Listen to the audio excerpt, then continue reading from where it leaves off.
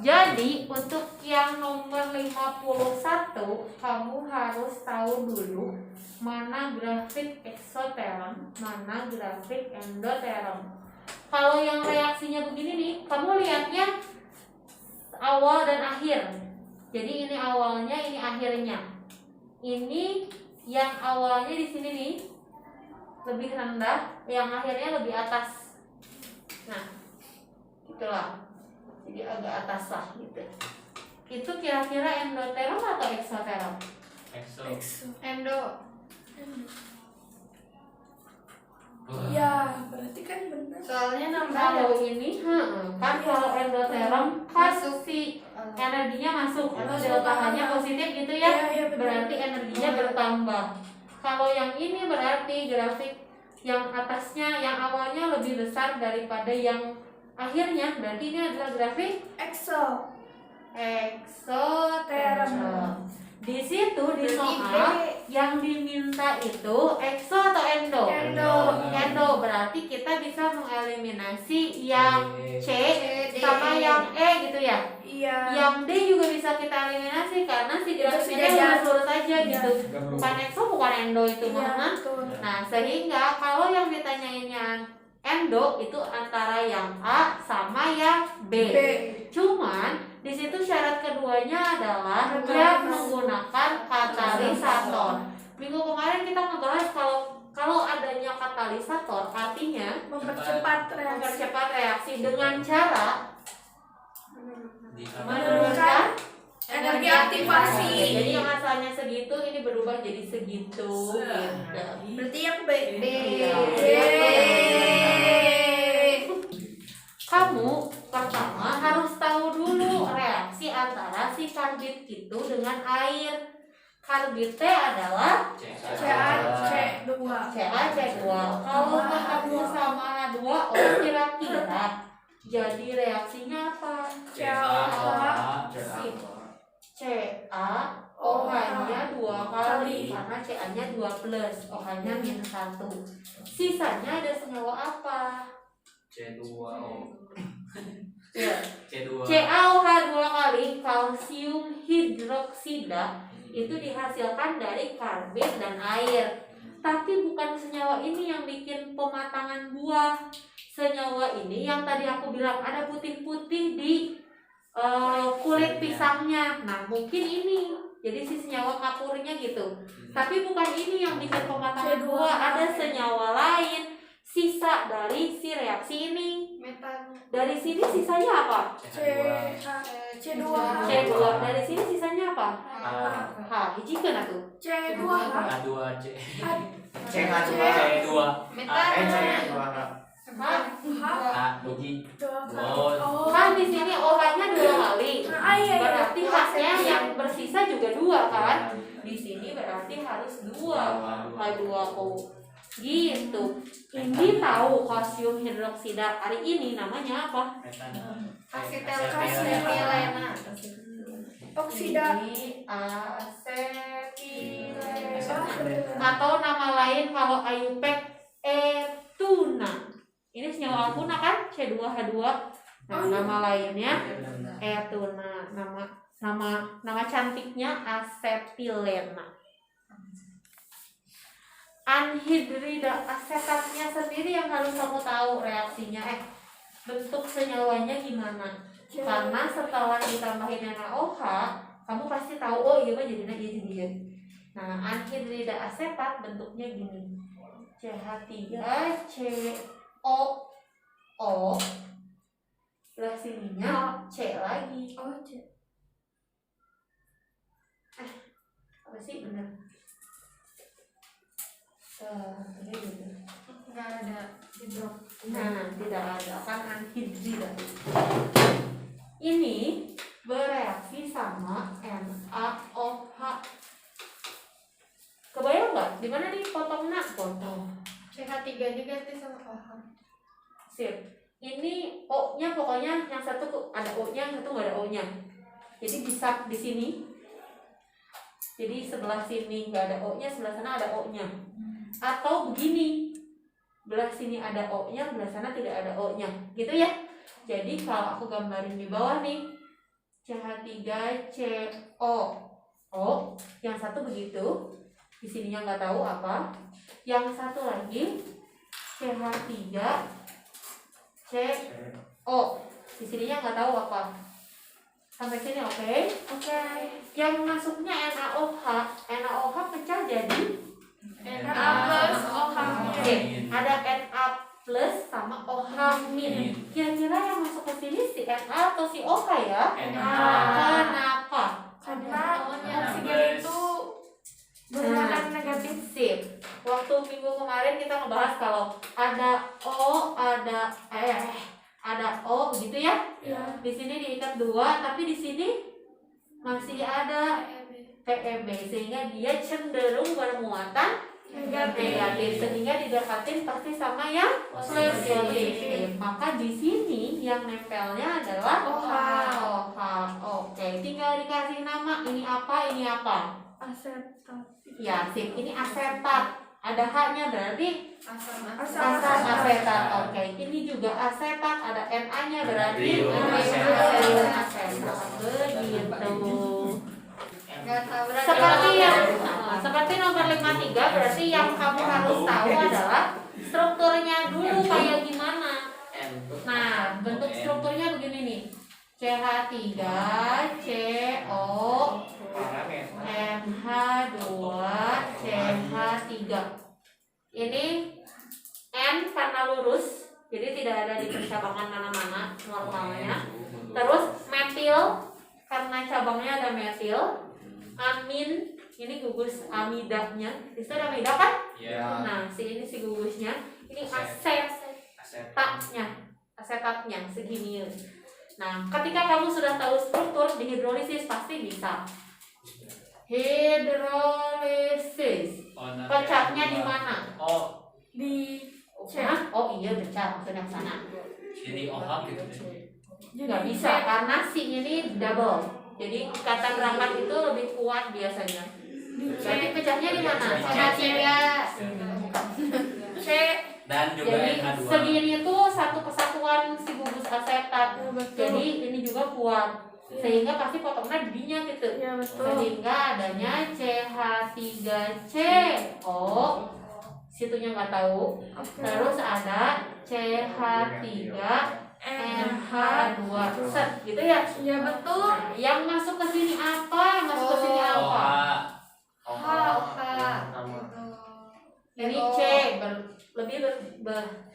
berkecenderungan positif karena C. Ya betul. Berarti OH.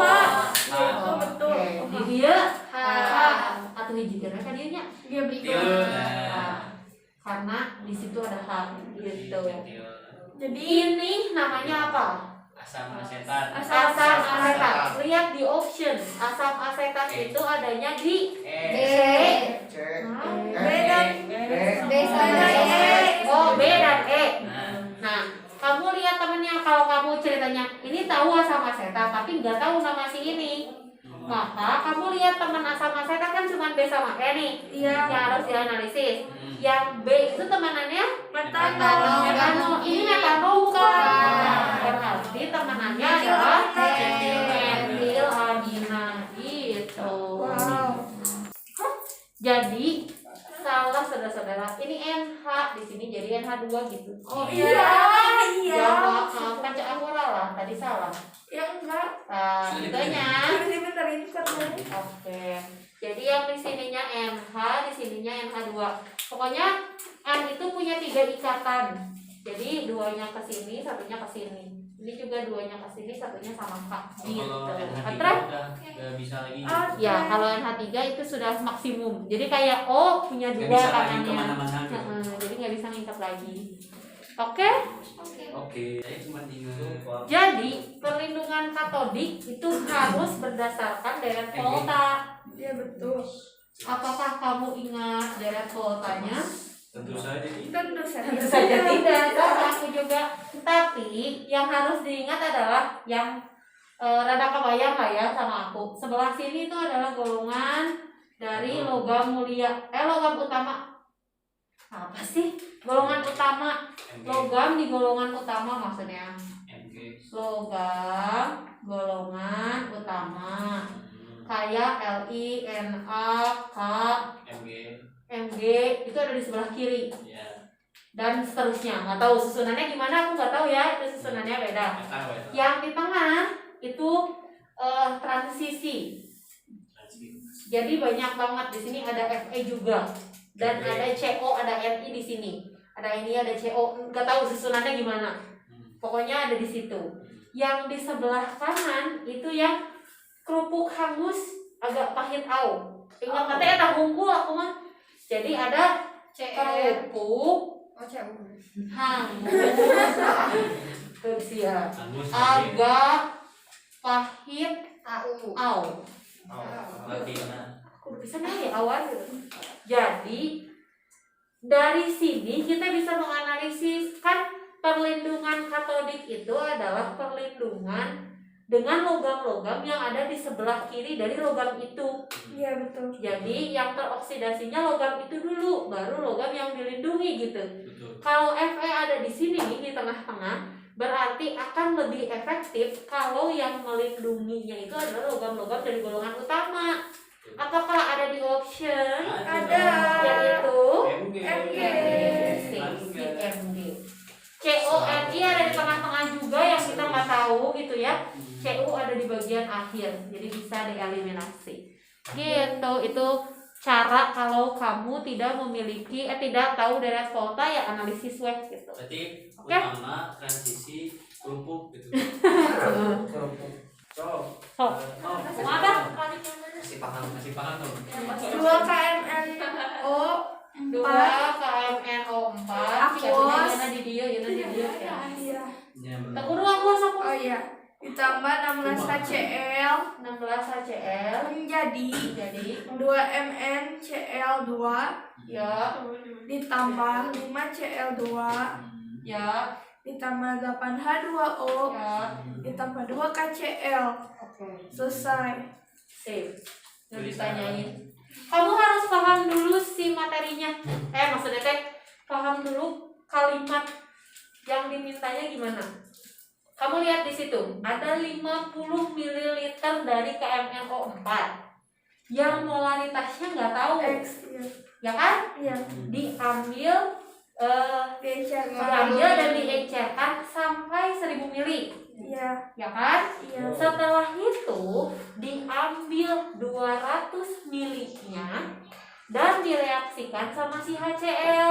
Iya. Ya, ternyata tepat bereaksi ketika HCl-nya 400 mili 0,8 molar.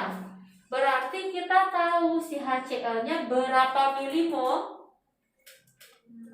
Kalian? 3. Oke, 320 milimol HCl itu untuk 16 koefisien. Iya. Berarti satu koefisiennya adalah 20. kalau kita tahu koefisien HCl satunya T20, berarti kita akan tahu berapa KMNO4.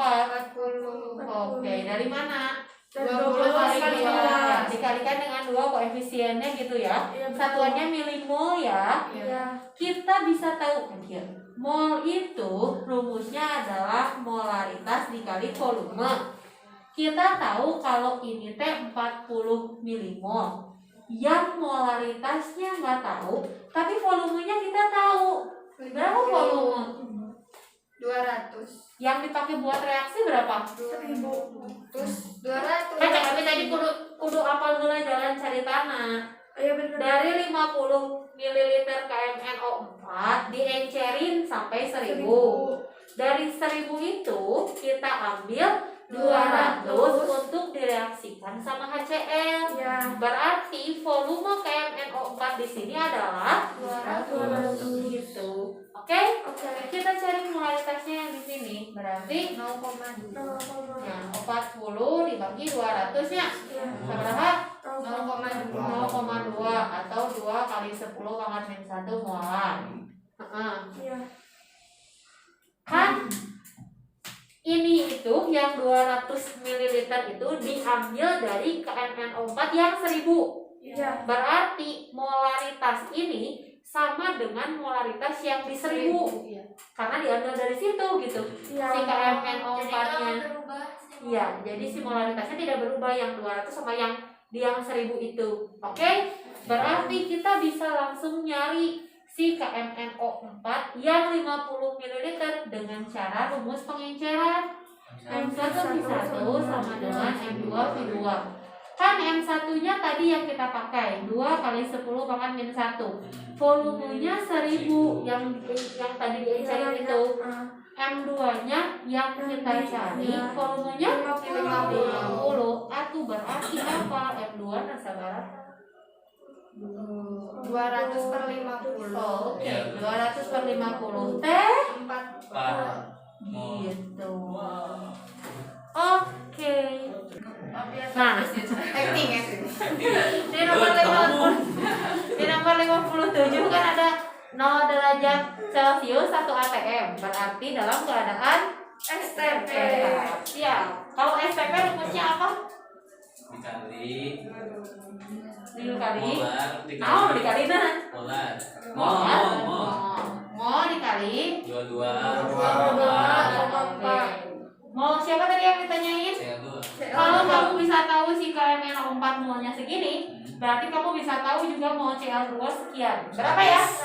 Kenapa 100? 1 kali 5. 20-nya kali koefisiennya 5. Atau tinggal kamu masukin dari sini. Molnya 100 kali 22,4. Tapi hati-hati. Ini teh milimol ya. Sedangkan di sini satuannya mol. Berarti diapain dulu? Dibagi 1000. Oke, silakan dibagi 1000. Berarti 20.000. Jadi 2,24. Oke, jadi berapa? 2,24 Iya, 2,24 liter. Sip. Nah, untuk reaksi yang nomor 58, kamu harus kebayangin dulu titrasinya gimana. Apakah pernah melakukan titrasi? Pernah. Ya. Kalau yang tidak pernah, kebayang biasanya. Tapi kalau yang udah pernah kebayang, kan ada yang titer, ada titeran gitu ya. Yang di sini. Nah, pokoknya ada yang di Erlenmeyer, di ngaranna non kode. Itunya Erlenmeyer teh. Ah, itulah apa itu Erlenmeyer. Terus ada yang netes ke sininya. Iya. Mau pakai non ya? Iya ada Di yang. situ ya kerannya, keran. Keran. Nah, itu sip. Nah, kamu bayangin, kan ceritanya di situ ada CH3COOH yang bersifat asam lemah dititrasi sama NaOH yang bersifat basa kuat. Gitu ya. Iya. Ini asam lemahnya, ini basa kuatnya. Ketika dititrasi setetes demi setetes, NaOH yang masuk ke sini teh baru sedikit ceritanya. Ini akan terjadi reaksi juga menghasilkan garam dan air. Tapi si asam lemahnya atau CH3COOH yang ada di sini itu jauh lebih banyak dibanding NaOH. Kalau bersisa yang lemah dan garamnya, maka Buffer. termasuk reaksi penyangga atau buffer. Buffernya buffer asam atau buffer basa? Asam. CH3COOH sifatnya apa? Asam. Asam. Berarti ini termasuk buffer asam. Jadi lihat yang lemahnya gitu. Lihat yang bersisanya itu yang lemahnya asam atau basa. Kalau yang lemahnya asam berarti buffer asam. Kalau yang lemahnya basa berarti buffer basa. Oke, sampai situ. Berarti sebelum titik ekivalen ini adalah buffer asam. Ketika NaOH-nya netesnya baru sedikit gitu. Oke? Oke. Titik ekivalen terjadi ketika si jumlah CH3COOH dengan jumlah NaOH itu sama. Kalau ini sama, berarti reaksinya habis tuh. Iya. Maka reaksi ini adalah reaksi hidrolisis. Hidrolisisnya menghasilkan garam apa? Garam asam atau garam basa? Garam basa. Kenapa? Basanya lebih kuat. Karena yang kuatnya adalah basa. Jadi kalau hidrolisis lihat yang kuatnya, kalau penyangga lihat yang lemahnya. Sampai situ oke? Oke. Kamu perhatikan option ABCDE. Kan itu teh yang ditanyakan adalah pernyataan yang benar, gitu ya? Salah. Pernyataan yang salah ya. Iya. Kamu lihat yang A sama yang B kan dituliskannya PH PH skip dulu. Jadi kalau ada aturan salah, kalau di situ diminta untuk menghitung, itu abaikan dulu. Kamu lihat dulu yang C, yang D, yang E. Ketika ada jawabannya di situ, berarti kamu gak usah ngitung gitu. Untuk mempercepat waktu. Tapi kalau misalkan di situ gak ada jawabannya, baru kamu ke A dan ke B yang harus ngitung. Atau ketika ada sisa waktu, kamu baru bisa ngitung, meyakinkan benar nggak sih hitungannya gitu. Oke? Oke. Kita lihat yang C. Apa pernyataan yang C? Sebelum titik ekuivalen terjadi campuran buffer asam. Benar nggak? Betul. Ketika sebelum titik ekivalen, berarti di sininya masih banyak asam, NaOH-nya netesnya baru sedikit. Berarti yang bersisa adalah Asam asam lemak dan garamnya, berarti itu buffer asam. Betul? Betul. Oke, kita lihat yang D sama yang E. Sama tuh kalimatnya. Pada titik ekuivalen Ada. terjadi hidrolisis bersifat asam. Sip. Pada titik ekivalen terjadi hidrolisis. Sampai situ betul. Betul. Cuman kalimat kelanjutannya Bersifat asam. nah, bersifat asam atau bersifat basah. Tadi kita udah bahas sifatnya adalah Basah. basah karena basah kuat. Berarti yang salahnya Yang D. D, yang salah kan, yang salahnya adalah yang asam.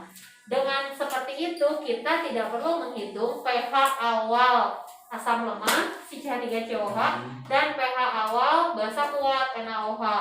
Kalau kamu ada waktu dan mau meyakinkan, silahkan dihitung. Tapi kalau waktunya mepet itu gak usah dihitung gitu, karena kita udah ketemu jawabannya yang D. Oke. Siap. Nomor 59. Nilai pH larutan pada titik ekuivalen adalah Nah, di situ wajib menghitung karena yang ditanyakan adalah pH pada titik ekivalen. Kita tahu tadi kalau misalkan ketika titik ekivalen maka terjadi hidrolisis, maka harus menggunakan pH hidrolisis. Kita masukin ke reaksi ini mula-mula ke reaksi dan sisanya. Berapa CH3COH? 50 ml larutan Kalikan kalorinya 0,4. jadi seberapa? 2 milimol. 20 ah. Iya 20. Iya, 20 milimol. NaOH-nya tolong dikali juga. NaOH-nya sama. 20. Oke, 20 milimol. Sehingga pada saat bereaksi semuanya 20 milimol. Yang sebelah sini habis, sisa garam dan air. Karena hidrolisis, kamu harus mencari konsentrasi garamnya dulu. Rumusnya adalah mol sisa dibagi volume total. Sisanya ini 20. Volumenya berapa ya? 100 mili. Berarti 1/5. ya 2 kali 10 pangkat min 1. Setelah itu kita masukin ke rumus. Tadi teh rumus apa? Buffer nah, rumus pH lain. Kan mencari pH teh kudu nyari H+ atau OH-. Iya. OH- atau H+? Pahamin. Nah, OH-. Karena Garam basah. Iya, karena basah. Rumusnya kudu rumus naon? Akar. Rumus hidrolisis. Apa rumusnya? Kebalikannya. Kali konsentrasi kali.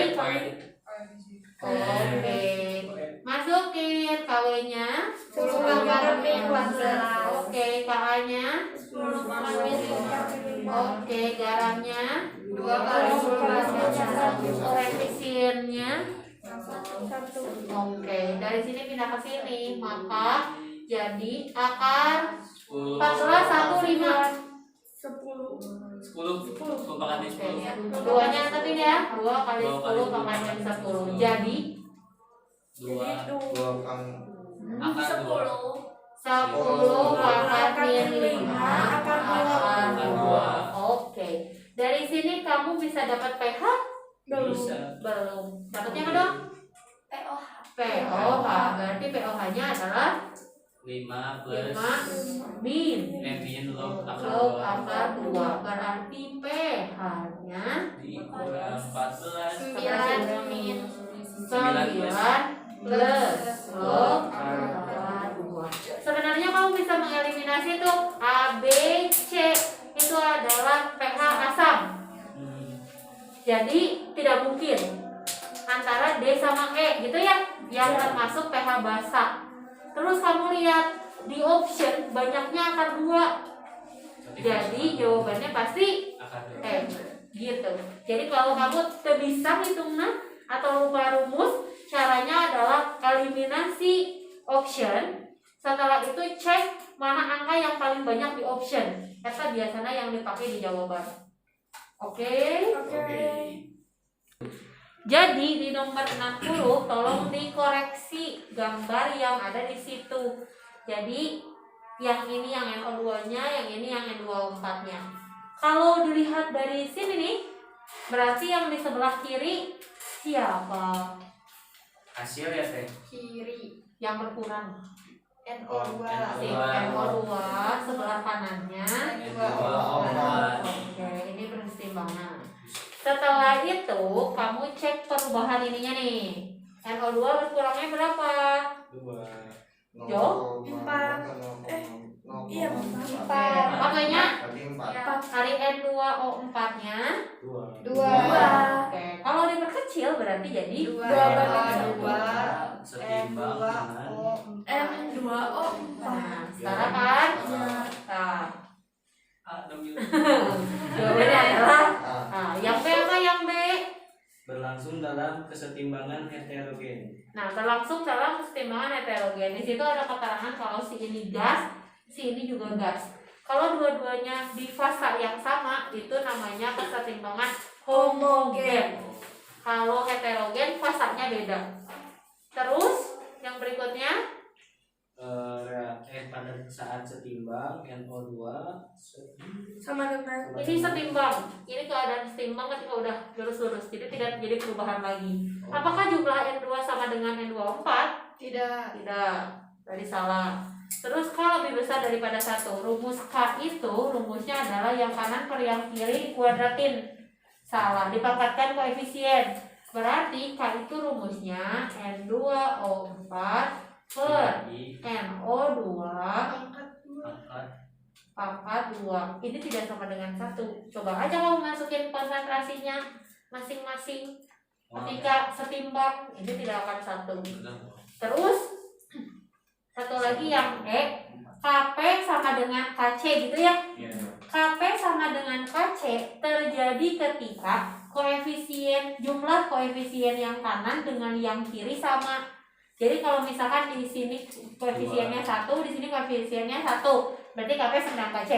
Atau di sini jumlahnya 2, di sana juga 2 jumlah koefisiennya, berarti KP sama dengan KC gitu. Jadi sudah jelas, yang betulnya adalah yang A gitu. Selesai. Tuh